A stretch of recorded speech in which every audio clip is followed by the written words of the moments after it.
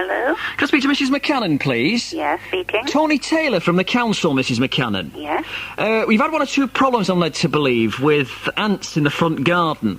Oh, well, they're not in the front garden. It's a little grid, you know, they stop where they turn the water off. Right. And it's under there that there's a big nest. OK, well, you're not the first one to complain about this, so what we're going to have to do, we're going to have to dig up all that area, you see, over the next couple of days or so. So we just thought we'd ring you and let you know first. Yeah. Because you've had a number of complaints from neighbours. Yes, I mean, it's a heck of a thing on that particular road. Oh. So we're going to have to try and find the source of the nest, you know. Yeah. I know these come up out of the grid and I had to go and run and get bleach because... They're shocking, aren't they, those things? They were coming up in the thousands, but they were coming from this little grid. Were they? Yeah. It's terrible, that. And we've also had complaints about 2 cars that you park outside the front of your garden or something. 2 cars? Yes. No. Are you sure it's my door, or is it across the road? So where are you exactly? Number 14. Number 14, that's right. 14, that's the one we've got. And we've had a number of complaints about you parking the cars outside the front of the garden. It's not me.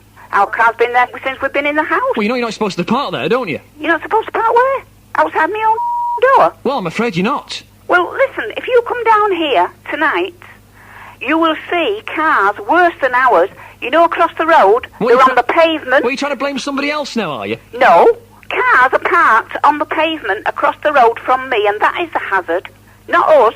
That is the hazard. Well, to be quite honest with you, we're sick of getting complaints about you, to be quite honest. I don't understand this. Well, this is why I want these cars moved, for heaven's sake. I just don't understand it. There's cars parked illegally all over this road. Well, you're the only one we've received complaints about. Well, I'd love to know who it was. Well, I can't name names, I'm sorry. So where exactly do you park the car, exactly, so I know? Outside my door. Not on a bit of grass verge or something? No, it's the ones across the road that's on... I've seen old people with bags of grocery and they have to walk around the road. That's shocking, that, because of these 2 cars that's parked on the pavement. Well, this particular person who's written here says that you must come out of your front of your house doing about 60, she says, backing up. Yeah, it's that girl across the road you want. I mean, you know... Because she does it, somebody's going to get killed with it. Well, no, she specifically names you. She says you're a terrible driver. Not me. Got the wrong one, I'm afraid. The whole of the family's a terrible nuisance, according to this. Number 14, it says here. No, she's got the wrong one. It's the girl across the road that does that. Right. And she's got 3 little kiddies, and where everybody's got to walk round a car, and she's got a boyfriend there, and he parks his car on the pavement. Well, you sound like a bit of a trouble causer to me, if you don't mind me saying so. I beg your pardon? If you don't mind me saying so. I've never had any trouble down this road with anybody, and I've lived here nearly 20 years. Well, if you didn't mind me saying so, you know, I think you're a bit flippant on the phone, if you don't mind me saying so. Yeah, I should think I am, because I'm outraged at the fact that somebody's done this. Well, it's terrible, isn't it? I mean, what can you do? Anyway, we're going to have to dig up the whole of your front garden, you know, to get to the source of these ants. They're not in the front garden. Yeah, but we're going to have to dig up the garden as well, you know, because they get all over the place, these ants, you know. I think you better have a word with my husband. What's your name? Sorry? What's your name? What's he got to do with you? Pardon? What's he got to do with you, what my name is?